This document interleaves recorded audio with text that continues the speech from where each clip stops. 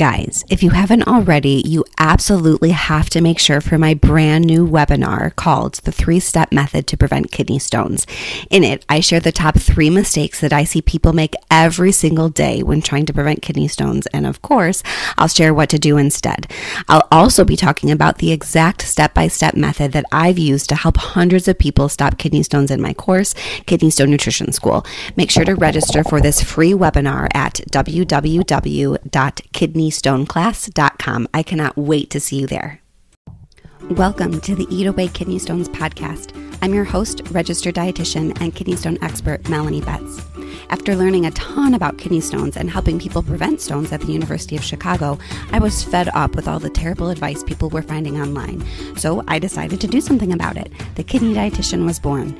This podcast is for people who want to learn what actually works to prevent kidney stones and still enjoy life, eating, and their favorite foods. Let's dive in.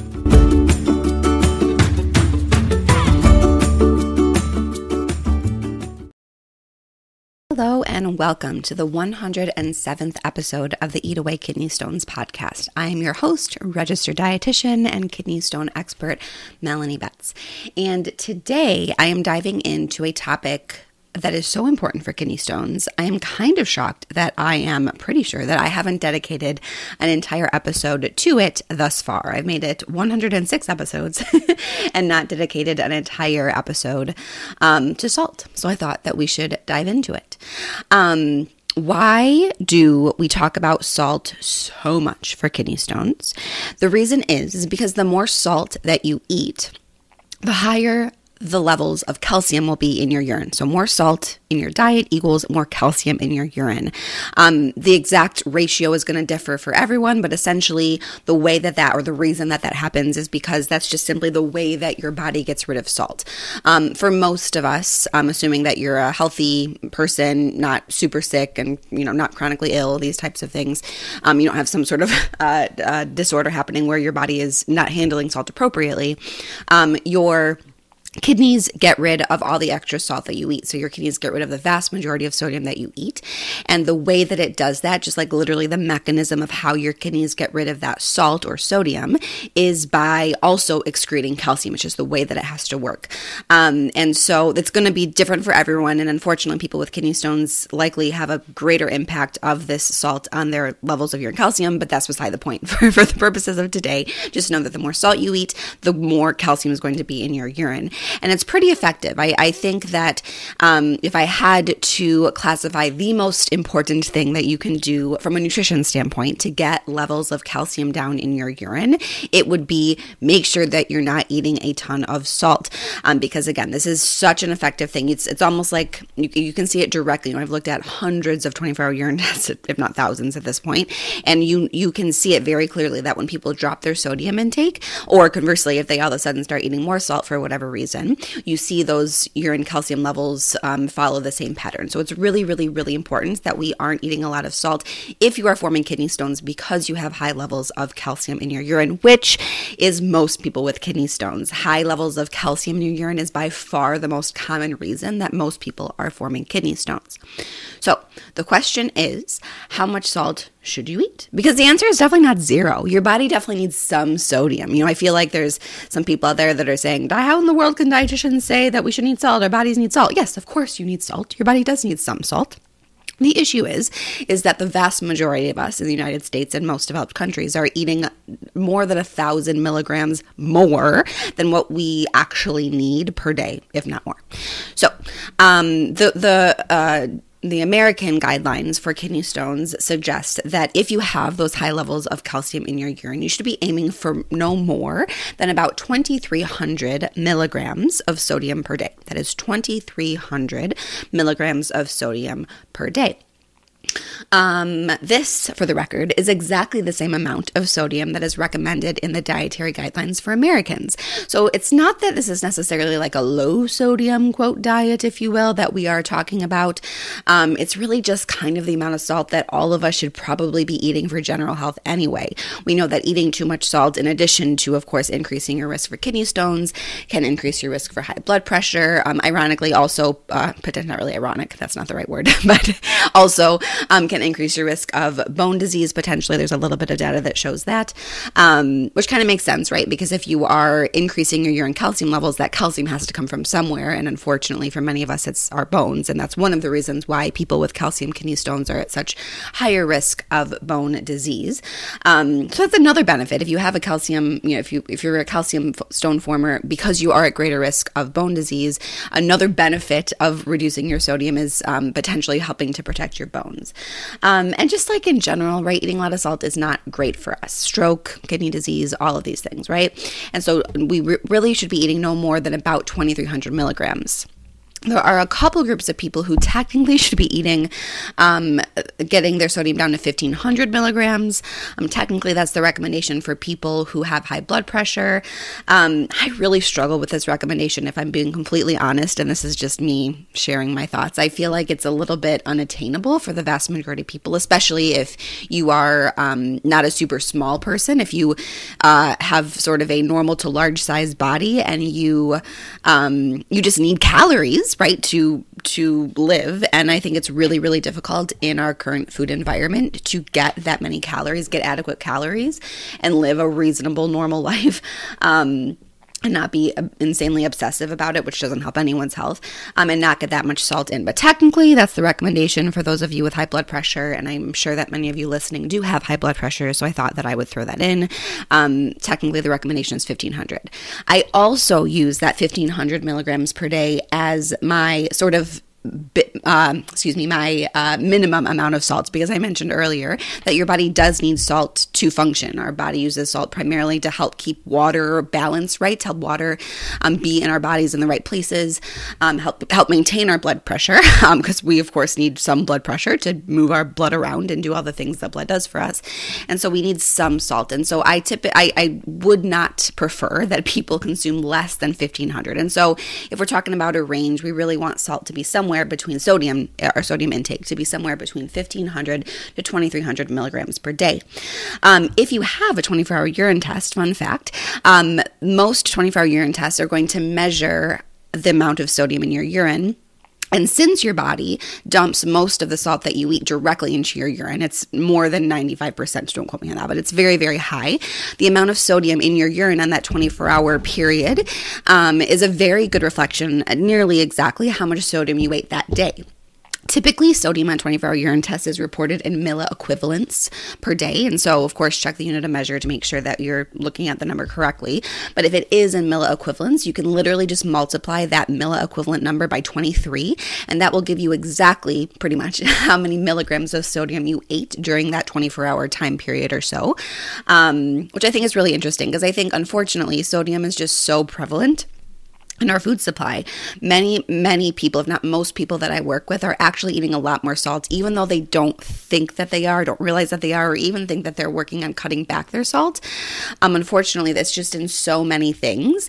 A lot of us are eating a lot more salt. And so one of the benefits of that 24-hour urine test is it will tell you, it's a really good check-in for yourself to see like, oh gosh, like how much salt am I actually getting? And sometimes, we're super gung-ho about things at the beginning, and then, time happens and life happens, and then you do a urine test and you realize, oh gosh, like that sodium has slipped up a little bit. So that urine test is a really good way to kind of keep you honest and a good reminder to help check in on that sodium. A quick note on the, quote, normal levels of sodium in your urine, at least on the LithoLink 24-hour urine test, which is definitely by far the most common one that people tend to get in the United States, at least. For whatever reason, the normal values of sodium are exorbitantly high. So your urine sodium in milliequivalents should be about 100, because if you took that 2,300 milligrams, right, that we're aiming for per day, divided it by 100, you should be eating about 100 milliequivalents of sodium per day. But for whatever reason, and I can't remember exactly off the top of my head what that normal range is, it's very high. I think it says normal is all the way up to like 200 milliequivalents of sodium per day, which is literally twice the amount that we ideally want you to be consuming. And so normal, I guess, is different than ideal, right? And so a lot of times people look at that urine test and say, oh, look, my sodium is in that green range, it must be fine. But for whatever reason, that normal range is far from ideal. I imagine that it the historically Lithuanian has taken sort of the average intake, and that's sort of what it's dictated as normal, sort of physiologically possible, if you will. Physiologically possible. And of course, we know that people in the United States are eating a whole lot more salt than they need. And so, of course, the average intake of sodium is going to be a whole lot more than what we ideally want it to be. So I think that's probably where that comes from. I'm honestly not sure, but just wanted to throw that out there, that even if your urine sodium looks normal and green on a Litholink urine test, that definitely does not necessarily mean that it is actually ideal. Again, we want your urine sodium to be about 100 milliequivalents of sodium per day, which is equivalent to about 2,300 milligrams of dietary sodium.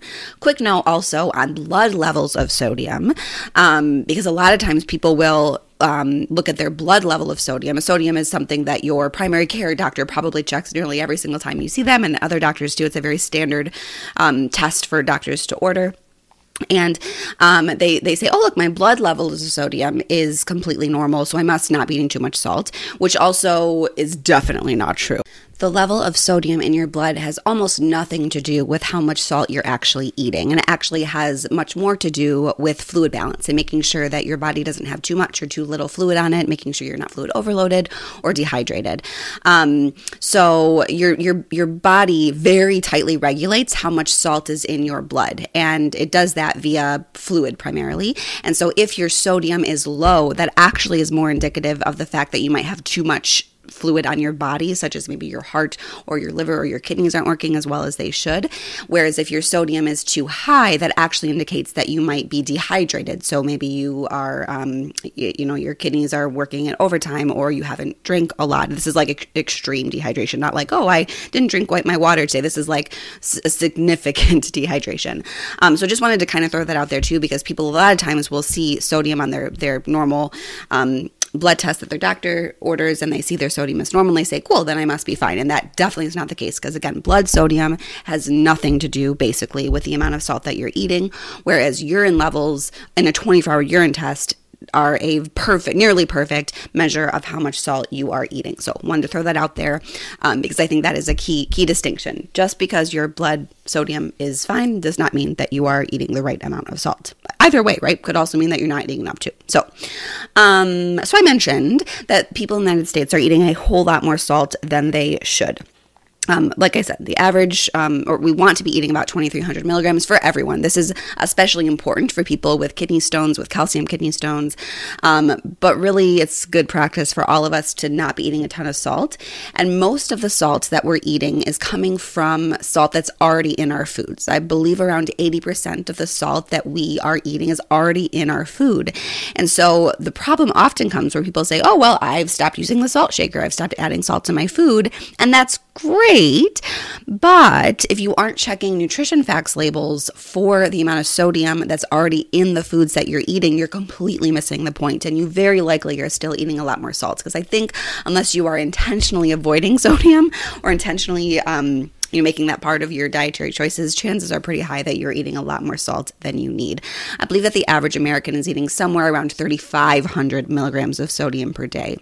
So nearly 1,000 milligrams more than what the ideal intake is. Just because it's in everything, guys. Like it is tough. It's in, like I said, those sort of processed, ultra processed foods, restaurant foods are a very common source of sodium.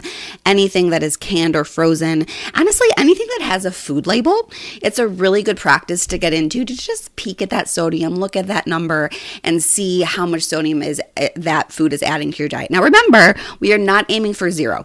Just because milk, people always say, how can you recommend that we drink milk because there's sodium in there? Well, yes, there is a bit of sodium in there, but that is nothing. I think that there's maybe 100-ish milligrams of sodium depending on the type of milk that you get.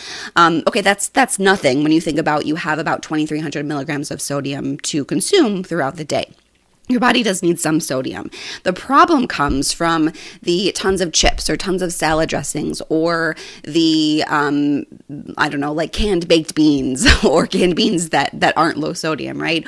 Or the prepackaged prepared meals, the restaurant meals, fast food meals, prepackaged rice mixes, right? Like there's so many things. I really do think that it's a good rule of thumb. If there is a food label on a food that you are consuming, just peek at that sodium level and make sure that it's not astronomically high. And if it is, either choose to not eat it or choose to eat it in a smaller quantity within a more well-balanced plate.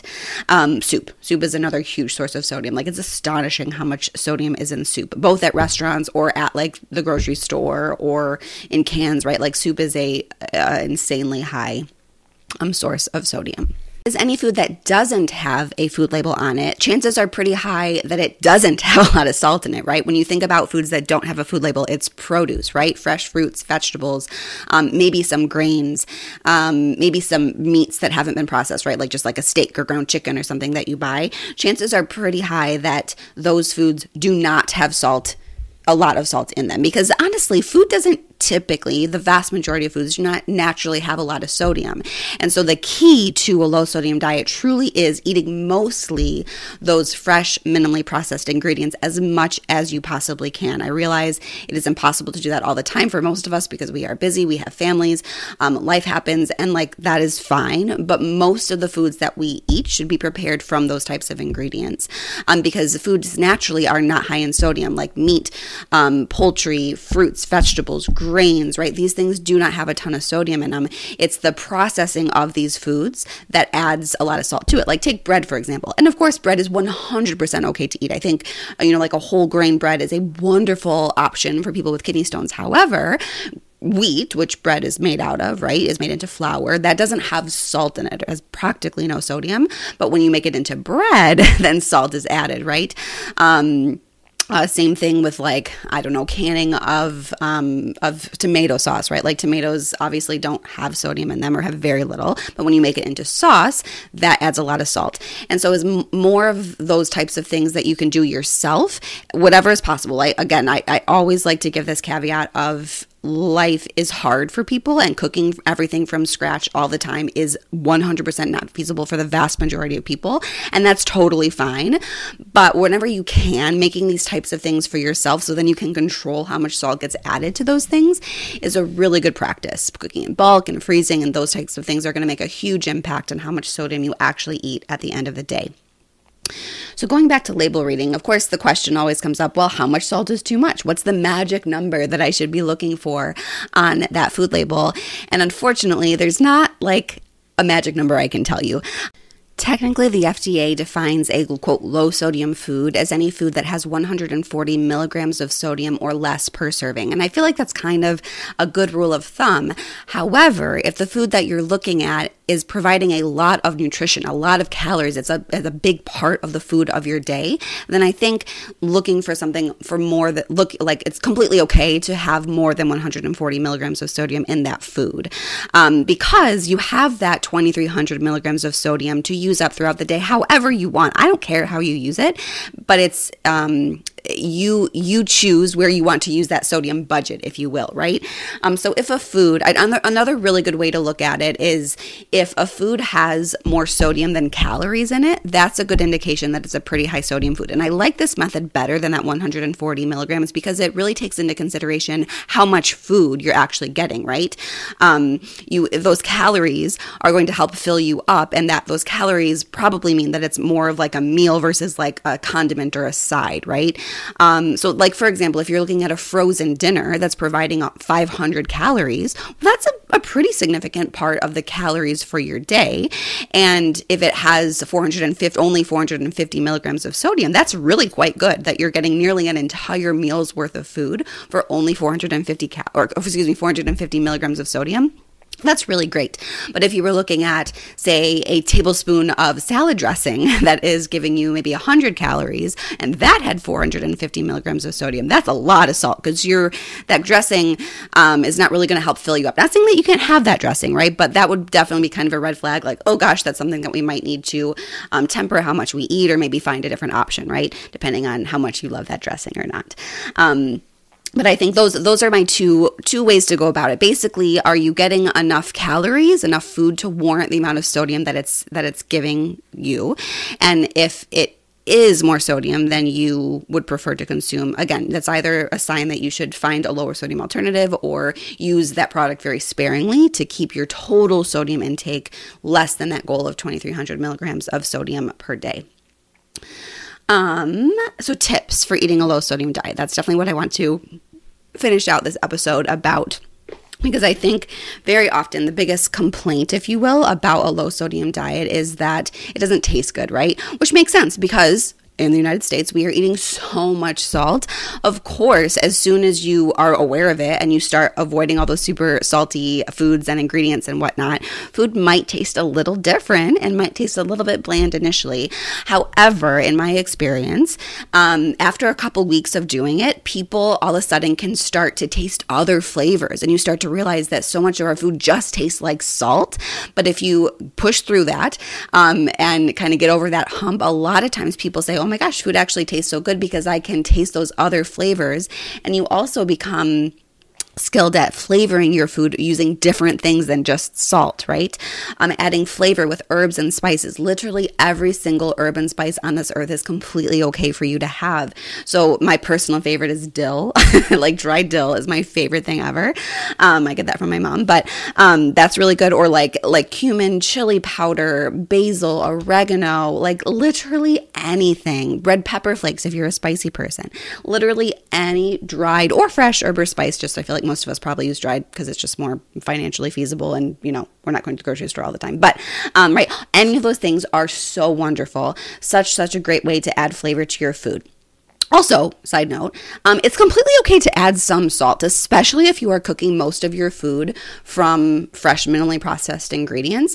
It's totally okay to add a pinch of salt here and there because, again, we need some of that sodium, and adding a tiny bit of salt can add a ton of flavor to that entire pot of whatever it is that you're making. But the problem, again, really comes from those processed foods. When we're eating mostly a diet that is filled with restaurant and processed and prepackaged foods that are super high in sodium, that really is the problem. It's not the little bit of salt that we're adding to our pasta water, the little bit of salt that we're adding to our green beans, or even the little bit of salt that we're sprinkling at the table. That's for the vast majority of people not the problem. It's that salt that's already in the food. That is what's taking up 80% of the sodium that we're eating, right? All right, so adding flavor. I talked about spices, herbs, and adding a tiny bit of salt is completely okay. People often ask about salt substitutes. So there's like new salt and like tons of different brands. I think for people with kidney stones, I'm generally okay with them. Honestly, I feel like they kind of taste a little funny, like they're a little bit bitter, but if you like it, like that's completely fine. Know that it is still adding a little bit of sodium, so that is something to consider, but it definitely is adding a lot less sodium than something else. Than if you were adding directly salt.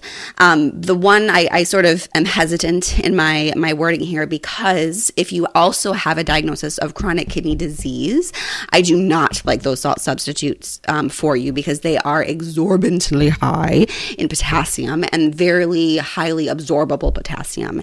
And so if you have just kidney stones and you like those salt substitutes, I think that can be definitely okay to use. But if you have a diagnosis of kidney disease, I would highly recommend avoiding them and or asking your kidney dietitian if they're okay for you to consume. But I don't know, if I was your dietitian and you have any level of chronic kidney disease, I would definitely say avoid those, just because, again, that potassium is so high and it's in such a highly absorbable form. It makes me very, very nervous. Our bodies absorb that potassium a whole heck of a lot more than potassium from things like bananas or avocados or oranges or healthy foods that have other benefits for us. And so that's just wanted to kind of give that warning for any of those salt substitutes.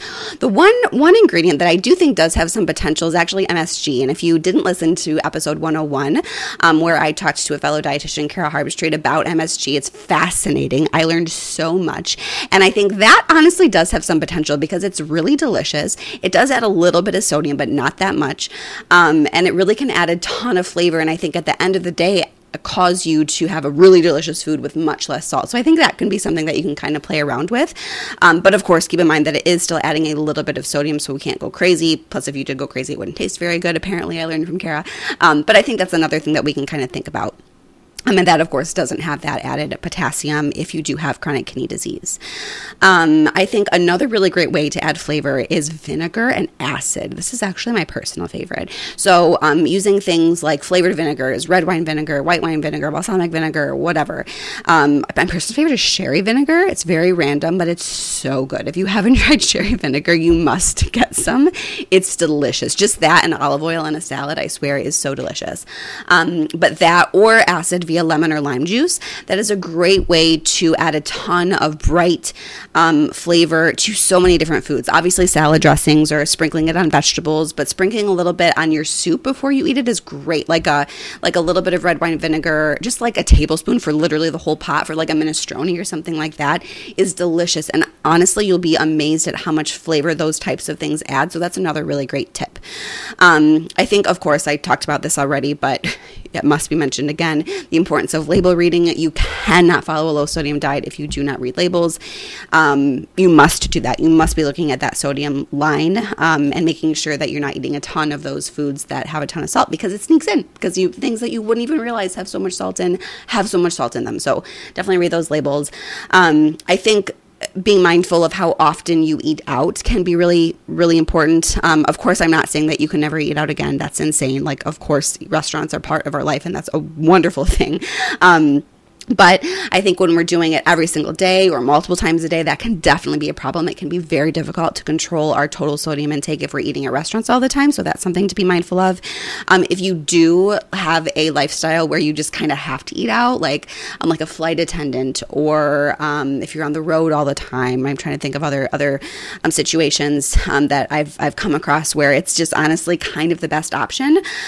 Definitely, I have tips and tricks. I'm in Kidney Stone Nutrition School, and I think I on my to-do list, I have a podcast scheduled to talk about eating out at restaurants. And keeping the sodium in check, just kind of being mindful about the foods that how you order and the foods that you order when you are at restaurants to keep that sodium in check. So definitely keep an eye out for that episode, probably coming soon in the next couple months. I mentioned previously making sure that you're choosing mostly fresh foods most of the time, right? Those minimally processed foods, those fresh ingredients that haven't had a ton of processing. I'm not saying that processing is necessarily bad. Sometimes processing can make our food more shelf stable and delicious and safe and all these things. But generally, we want to be eating mostly minimally processed ingredients, right? Those are the foods that should take up most of our plate, because these are the foods that have essentially no sodium in them, or very, very little sodium in them. And that's really going to make it easier for you to stay under that 2,300 milligrams of sodium per day. And with that, I'm going to end this episode. I hope that it was helpful. It was kind of a mishmash of all of the things that I wished that people knew about salt and kidney stones. But I do think it's so important to kind of understand why you're doing what you're doing, right? It's one thing if the doctor's like, hey, you've got stones, like, don't eat more salt. Okay, fine. Like, but why? Like, why does that matter? What in the world does salt have to do with kidney stones? And also, I think it's critical to know that you can have some salt, right? I think that oftentimes people do get that message. Oh, you got to stop eating salt. Oh, okay, well, that means that I can't eat literally anything. Like I mentioned, the milk, right? Milk has some sodium in it because it naturally has some sodium in it. Fruits and vegetables have a tiny bit of sodium that naturally occurs in them. And that does not mean that we can't eat them again. Our body needs some sodium to live. The problem comes when we're eating a ton of it, mostly from these foods that have a ton of salt added during the processing of them. So with that, I'm going to end this episode. I hope that it was helpful for you. As always, if you have a question that you would like me to tackle on the Eat Away Kidney Stones podcast, I am all ears. If you head to kidneystonepodcast.com, you can record your question for a chance to get answered on the podcast. I love hearing from you, so please do. And I hope to see you next week on the podcast. Thank you for listening to today's episode. For more help with kidney stones, check out my website, www.thekidneydietitian.org. For more personalized help from me, check out my online course, Kidney Stone Nutrition School. VIP enrollment includes help directly from me. I can't wait to see you there and help you prevent kidney stones. Have a great day.